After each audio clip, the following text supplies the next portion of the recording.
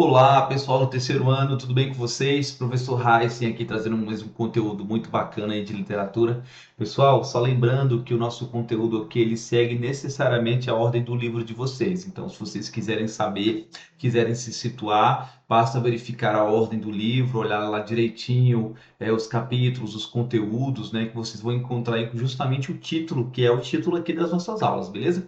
Outra informação também importante, galera, aqui antes de entrar no conteúdo em si, eu adiciono lá aquela aula que a gente teve, que foi a primeira aula falando sobre as escolas literárias, para a gente poder se situar no tempo e espaço, digamos assim, tá bom?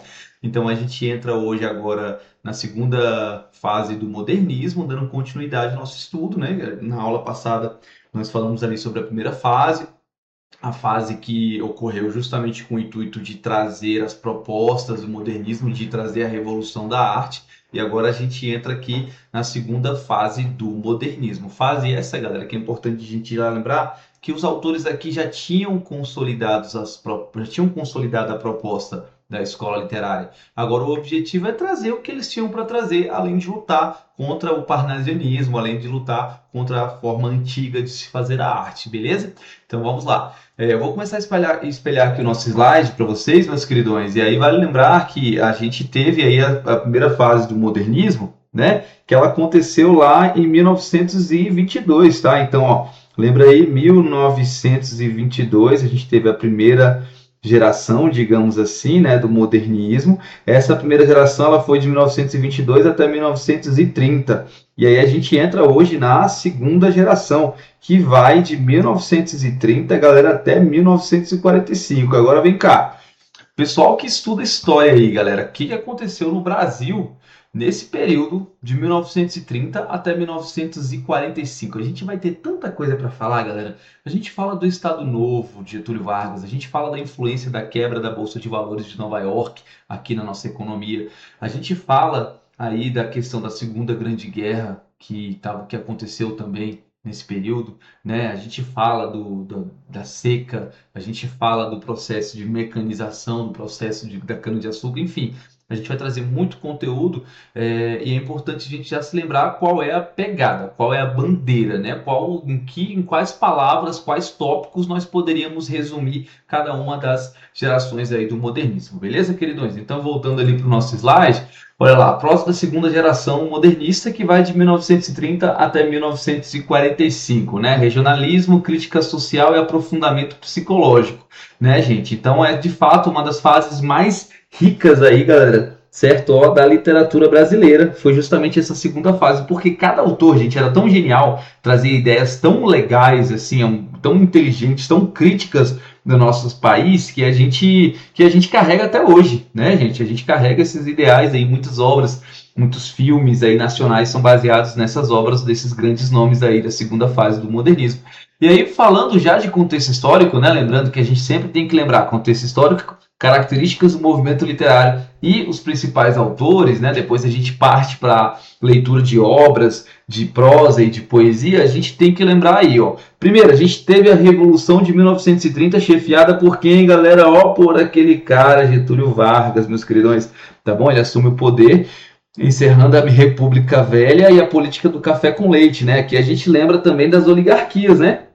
Beleza, queridões? Então vale lembrar uma coisa aqui, rapidinho, olha aqui para mim, rapidão. Pessoal, quando o Getúlio Vargas, né? Quem foi Getúlio Vargas? Rapidamente, você que já estudou Era Vargas, é importante lembrar desse conteúdo, é muito importante lembrar para a gente poder pegar mesmo. Vale lembrar que Getúlio Vargas era um cara lá do Rio Grande do Sul que, observando a questão de alternação de poder entre os mineiros e os paulistas, né, ele pensou, como é que eu vou bolar uma estratégia para poder chegar ao governo, né, galera? E aí ele foi se articulou com João Pessoa. Vale lembrar também que João Pessoa foi assassinado num caso polêmico lá, né, na Paraíba. E aí quando ele foi assassinado, Getúlio Vargas se aproveitou da circunstância para dizer que ele estava sendo perseguido e que o João Pessoa havia sido morto pela oposição. Depois descobriram que não era bem assim, né? Enfim, a gente teve uma série de coisas acontecendo aí nessa época. E aí, galera, voltando para cá, olha só, aí a gente tem a Revolução de 1930, né, o fim das oligarquias, que ora alternava o poder entre os mineiros e os paulistas, tá, galera? A gente teve também a industrialização e a urbanização, outros fatores importantes aí, ó. O Brasil deixa de ser exclusivamente agrário, né? Cidades crescem rapidamente, surgem novas classes sociais, tensões urbanas se intensificam, né? E aí a gente fala do crescimento urbano desordenado e acelerado, né, galera? Também isso é importante, tá? As favelas, os bairros menos estruturados, a desigualdade social, beleza? Depois a gente tem a crise de 1929, né, gente? Que foi a Grande Depressão, que derrubou os preços do café e causou ainda mais agravou ainda mais uma grande miséria lá no setor rural, né, que expôs inclusive a fragilidade da economia brasileira diante, né, desse cenário. Vale lembrar aí que, galera, a gente percebeu quanto nós éramos dependentes dessa bolsa, né? E também fala da desigualdade social, que é um critério que a gente já abordou aqui falando desse tópico anterior.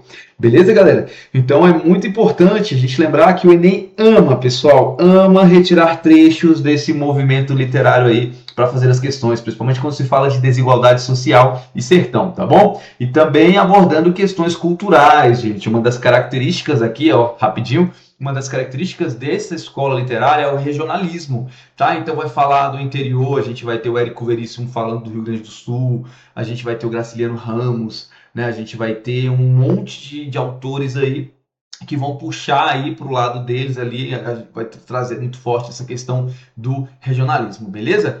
Então, meus queridões, avançando aí, a gente tem aqui, ó, rapidinho, as características gerais da prosa de 30. Então, ó, regionalismo crítico, gente, não é só regionalismo, tá? Ele tem esse olhar aqui, ó, certo? Então, ele vai observar as coisas como são, quais são as causas dessa desigualdade, vai de fato falar, vai criticar, vai ter uma literatura mais engajada, certo? Vai servir até como denúncia social também. Beleza, galera? Então, a gente vai ter ali a literatura sendo usada como ferramenta para trazer ali, revelando para todos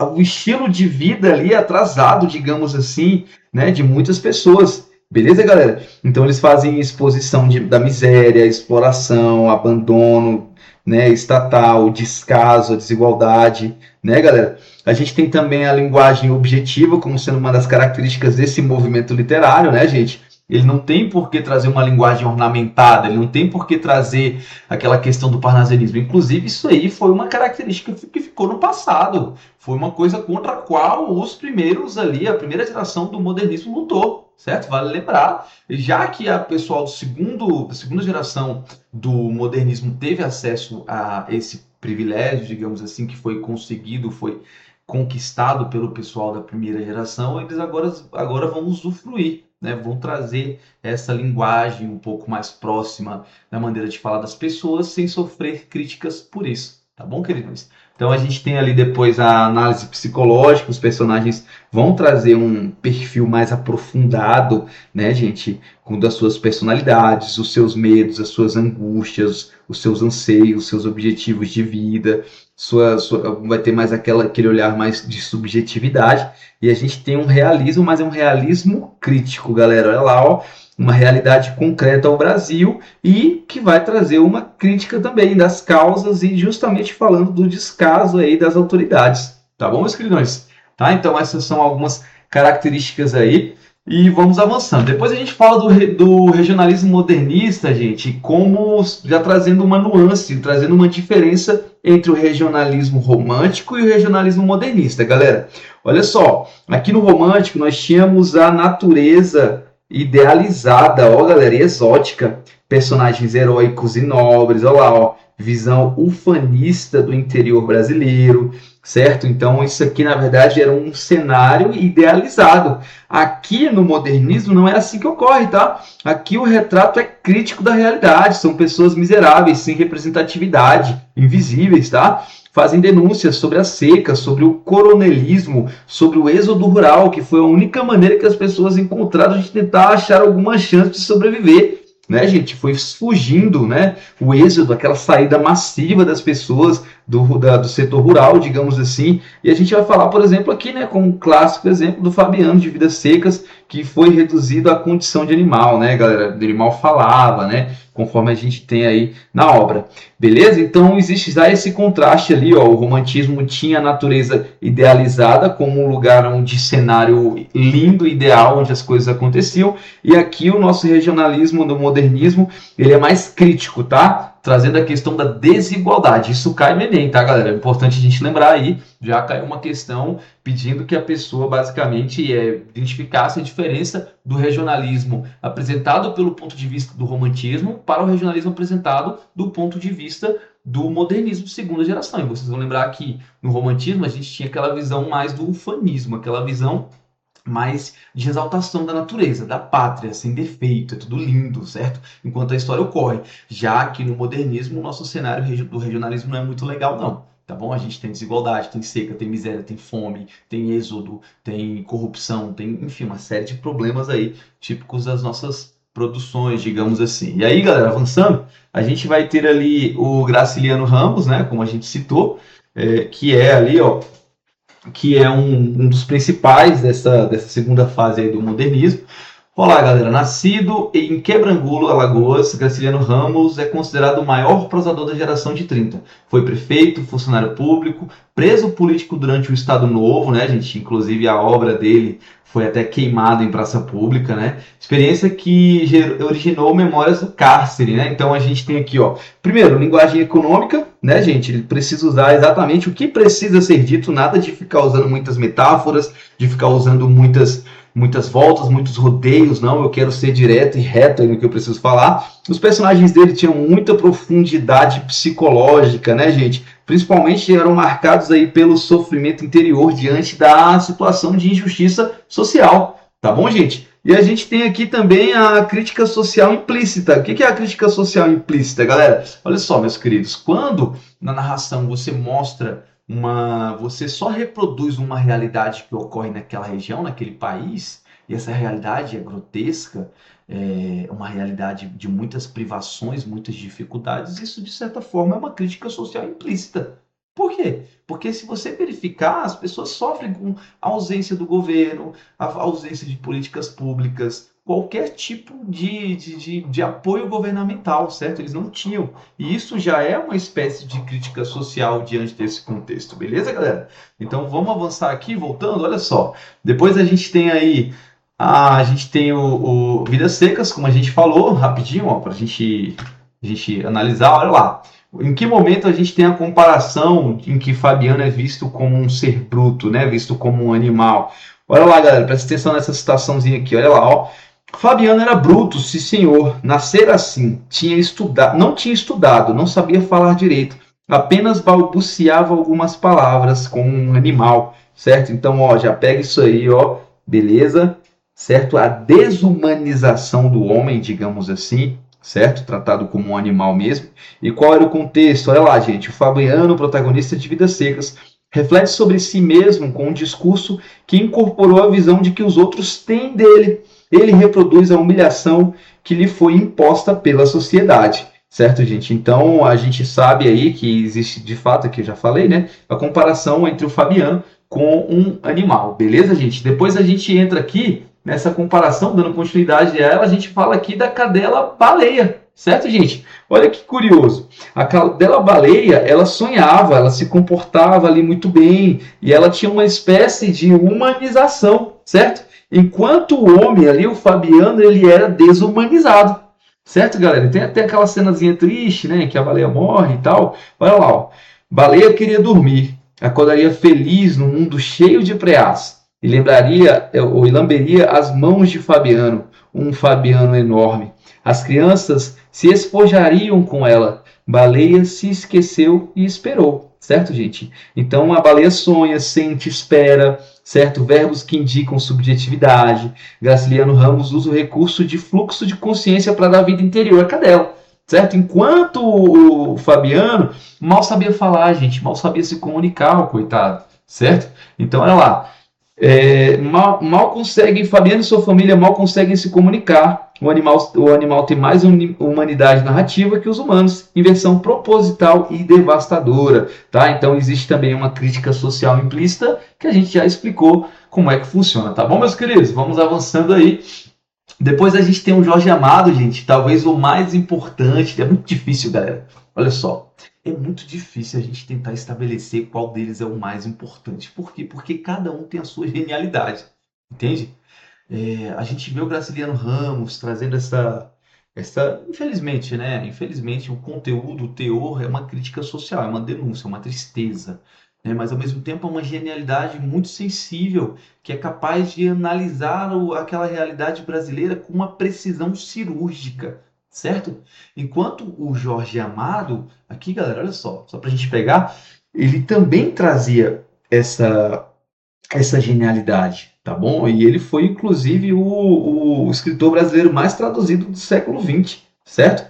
A gente tem uma obra aí que é muito famosa, que é a Capitã de Areia, que a gente fala sobre ela, né? Fala sobre o abandono das crianças, de meninos pobres, e aí ela é referência no mundo inteiro, tá, galera? Várias autoridades do mundo já citaram Jorge Amado como referência mesmo, né? Falando da desigualdade, da privação de direitos, né, principalmente focado nas crianças. Então, é lá. Contexto histórico-social retrata a Bahia dos excluídos, pescadores, trabalhadores rurais, meninos de rua, prostitutas, capoeiristas, uma literatura nascida do povo e para o povo. Militância política, tá, galera? Então era engajada, né? Como ele era do Partido Comunista, ele foi preso e exilado na época, né, gente? E aí seus primeiros romances são abertamente engajados na denúncia contra o capitalismo e da exploração dos trabalhadores. Depois a gente tem a literatura engajada, como eu falei para vocês, né, gente? Ó, presta atenção, lembra disso aí. Literatura engajada é aquela literatura que tem o comprometimento com a mudança, certo? De participar de uma ideologia, de participar de um movimento. Beleza? Então a gente tem essa parte aí, meus queridões. Avançando aí para falar da obra Capitã de Areia, olha lá, gente. São crianças sem família, sem escola, sem lar. Dormem nos trapicheiros, roubam no mercado, brigam nas ruas. São os donos da cidade que não os quer. Né? Então a gente tem o contexto da obra, que foi publicado lá em 37, né, gente? Eu falei, ela foi queimada em praça pública pelo governo Vargas, né? Sob a acusação de que tinha um caráter muito subversivo, né, gente? Mas basicamente ela fala sobre um grupo de meninos abandonados ali, invisíveis, né? Que dão o jeito deles para poder sobreviver. Aí, se a gente parar para analisar, quantos meninos vivem conforme os meninos viviam lá na obra Capitã de Areia?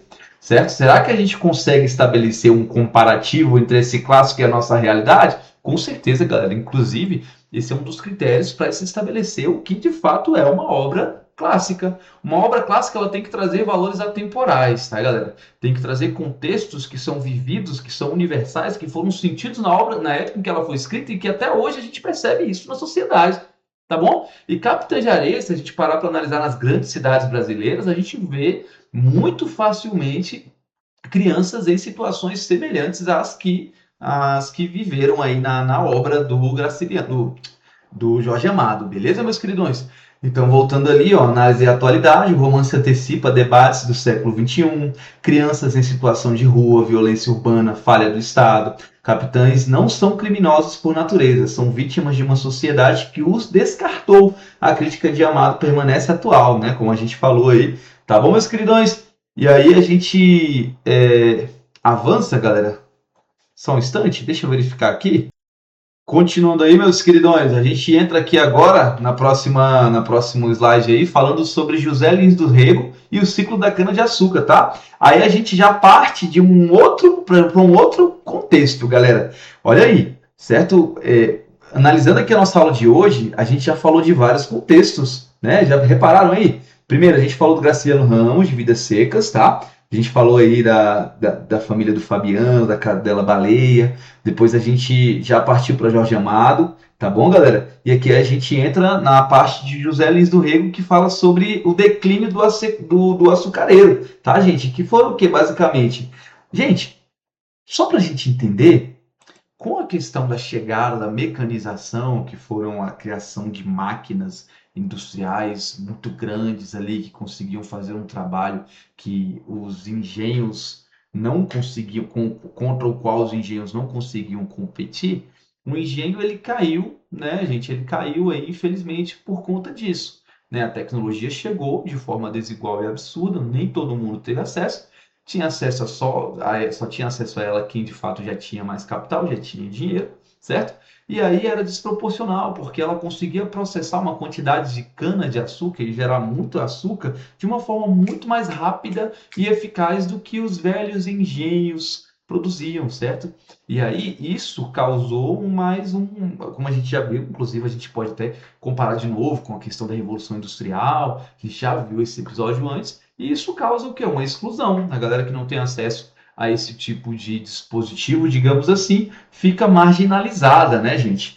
Olha lá, ó. José Lins do Rego, paraibano, criou o chamado Ciclo da Cana-de-Açúcar, série de romances que retrata a decadência dos engenhos nordestinos diante da chegada das usinas mecanizadas, que processavam quantidade muito maior de cana-de-açúcar, como eu falei para vocês. Olha lá. A gente tem aqui o primeiro momento, né, gente, que saiu em 1932, que fala sobre a infância no engenho, a formação do protagonista, Carlinhos, sobre o patriarcado rural. Gente, quando a gente fala de patriarcado rural, a gente já vai lembrar também aqui da questão lá do coronelismo, ó.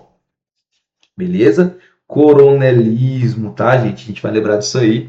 Certinho, queridões? Passou mais... Olha lá. Tá? É só para a gente lembrar aí do coronelismo, que era o poder, né, que os certos coronéis tinham aí dentro do Brasil, nessas regiões, tá bom? Aí depois a gente tem a segunda parte ali, que é doidinho, né, gente, que fala sobre o carlismo no internato, conflito entre o mundo rural e a modernidade urbana, certo? Depois a gente tem a terceira parte, que é a Banguê, que fala lá o retorno do engenho e a tentativa ao engenho, a tentativa frustrada de administrá-lo, símbolo da decadência, tá, gente? Por quê? Por conta da mecanização e depois usina, né, galera? Que foi a modernização que destroçou o modo de vida tradicional das pessoas. Então o engenho cede lugar à usina fria e impessoal. Tá bom, galera? Então a gente tem aí um caso, né? A gente tem essas obras aí que também essa obra também vai trazer a questão lá do patriarcado, né, gente? Por quê? Olha só, o patriarcado como sendo ali... Presta atenção nessa citação aqui, galera, olha lá. Ó.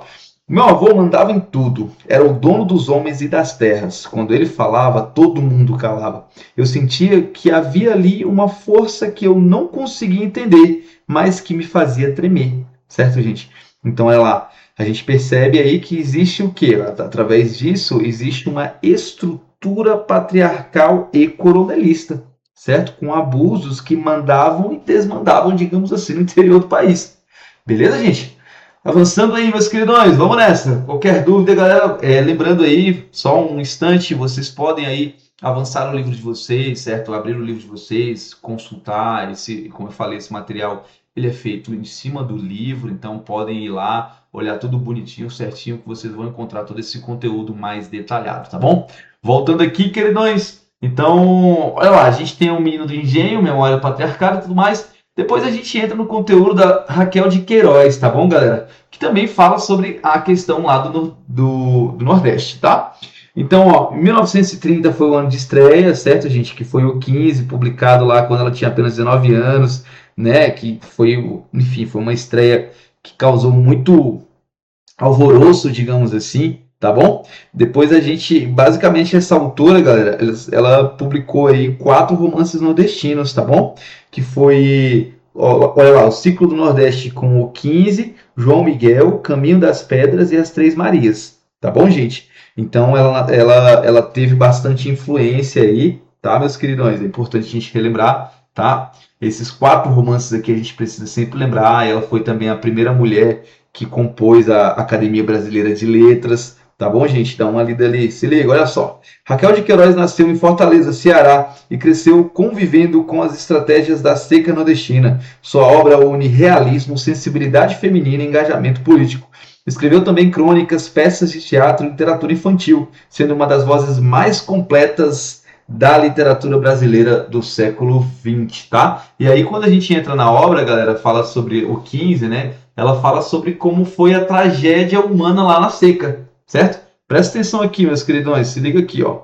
A família estava parada na estrada, olhando para o céu sem nuvem. A seca de 1915 tinha devorado tudo: o gado, a roça, a esperança. Chico Bento olhou para os filhos e disse: Vamos embora, aqui não tem mais nada. Pessoal, imagina a angústia do Chico Bento, galera, quando ele é forçado a dizer uma coisa dessa com a sua família, sem saber o que o esperava, sem saber qual era o rumo, sem saber, enfim, não tinha nada certo, não tinha o que fazer, certo? Perdeu simplesmente tudo, né, galera? E isso de fato aconteceu. Existem muitos estudos históricos, dados que a gente fala sobre essa grande seca, que basicamente devastou o Nordeste, reforçou e forçou milhares de famílias a um êxodo rumo ao Sudeste, né, gente? E aí ela presenciou essa questão toda, ela testemunhou a vivência dos retirantes na infância e transformou isso numa memória ficcional, tá bom, gente? E aí a gente vê aqui uma tristeza muito grande, né, galera? Certo? Uma angústia muito grande quando a gente ouve uma personagem falar isso aqui para a família, né, gente? Sem ter certeza de nada. Então imagina a dor, certo, meus queridões? Então avançando aí, gente. Depois a gente tem o Érico Veríssimo, que traz a questão do Sul, né, gente? Então a gente tem aí muito presente. Vejam essa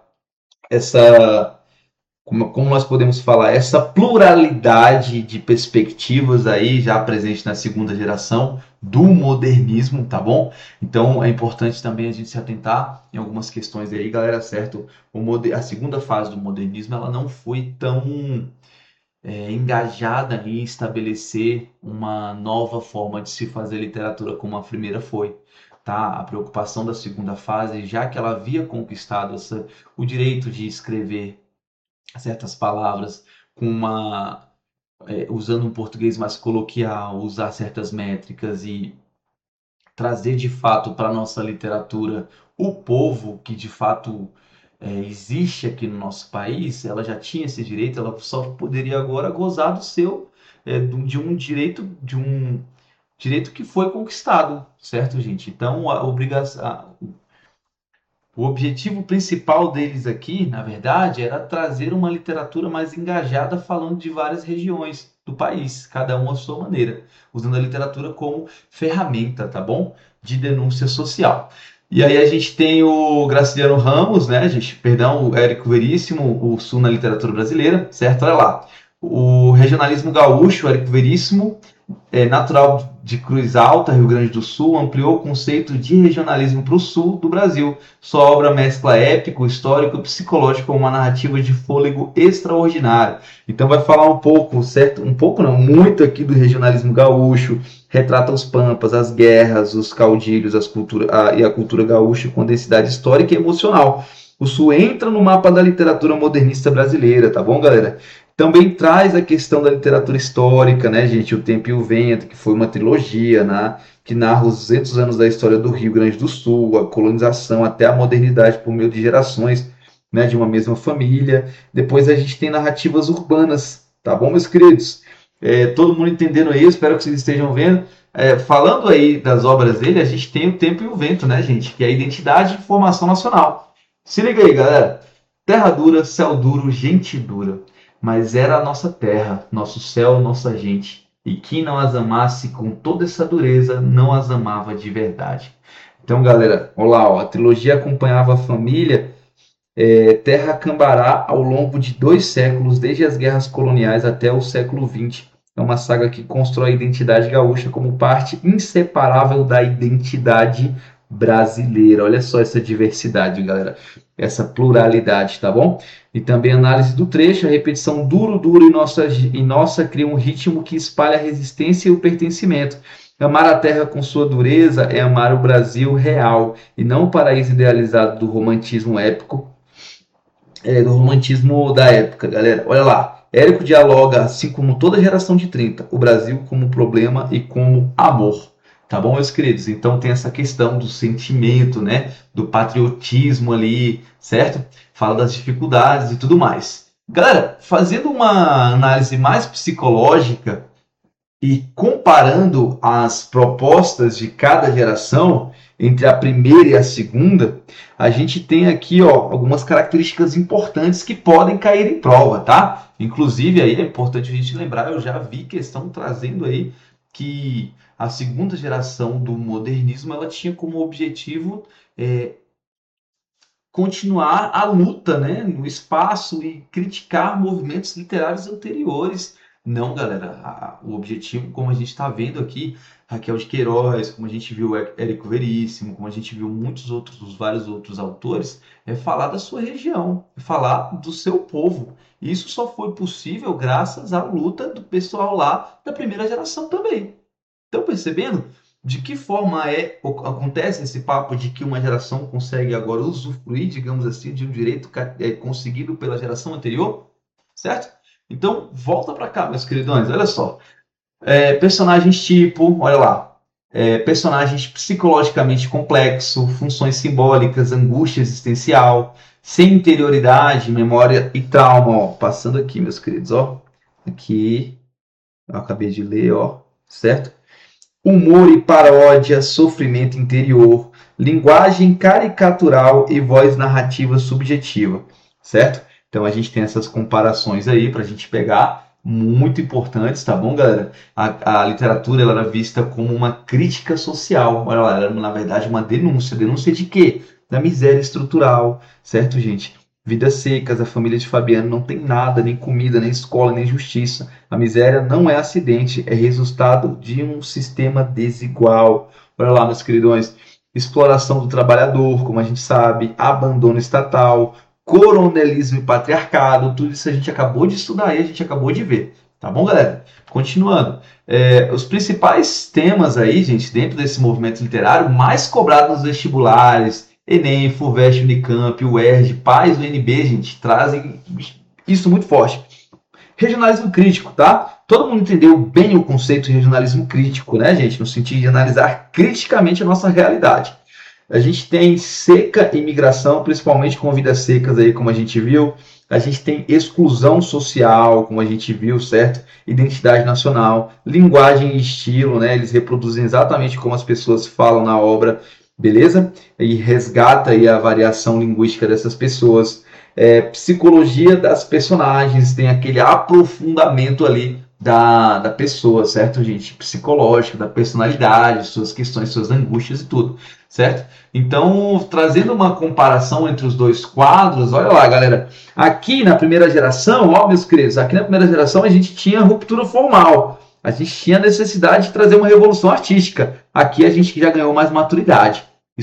Essa revolução não é mais uma preocupação, já que eu já tenho isso, agora eu vou dar continuidade a isso, digamos. Experimentação linguística, romance social engajado, manifestos e proclamações aqui, já que eles estavam lutando contra o parnasianismo e outras formas mais tradicionais de literatura. Aqui a gente tem o regionalismo crítico, como a gente falou, humor e paródia, análise psicológica profunda, nacionalismo utópico, realismo crítico, né, que contraria até essa questão do nacionalismo utópico aí. Linguagem revolucionária, denúncia das desigualdades, Semana de 22, consolidação do modernismo a partir de 1930, galera, que é a segunda geração aí dessa escola literária, tá bom, meus queridões? Para finalizar aí a nossa aula, galera, resumidamente falando, olha lá. Então, a prosa de 30 é composta por regionalismo, Nordeste, Sul, Seca, Engenho e Pampa Gaúcho. Fala também sobre a formação do Brasil, né, gente? Identidade nacional, desigualdades históricas, consciência crítica. Tem os principais autores, gente, gravem isso aqui, anotem isso aqui, certo? Tentem pegar as obras também. Isso é muito importante, tá, galera? Principalmente para o PAS, para o vestibular da UNB, que são bancas mais conteudistas. Já para o pessoal do Enem, é mais importante do que... A gente tem que saber isso também, galera, mas mais importante ainda é lembrar aí que o Enem é uma banca que vai trazer interpretação de textos, né? Então vocês vão lá, vão ler aquele texto, vão saber que é do Graciliano e vão tentar marcar a alternativa correta. Você que já estudou esse cara, já viu lá que ele faz parte das segundas, esse autor, né, renomado, já viu que ele faz parte da segunda geração do modernismo, e já vai ter mais facilidade de entender qual era a proposta, né, o que ele fazia, qual era a denúncia do autor. Beleza, meus queridões? Então, avançando aí, crítica social, a gente viu, né, gente? Miséria, coronelismo, abandono, exclusão e análise psicológica, né? A partir de agora eles têm liberdade para isso. Não tem mais que ficar brincando, digamos assim, com os parnasianos, tá bom, galera? Então, pessoal, basicamente é isso. Eu espero que vocês tenham entendido essa nossa aula de hoje. A gente falou então agora sobre a prosa da segunda geração do modernismo. Espero que vocês tenham entendido, pegado bem esses conceitos aí do regionalismo, das características gerais de cada autor. E eu vou ficando por aqui. Agradeço muito a atenção de vocês aí, galera. Continuem estudando e até mais. Obrigado. Tchau, tchau.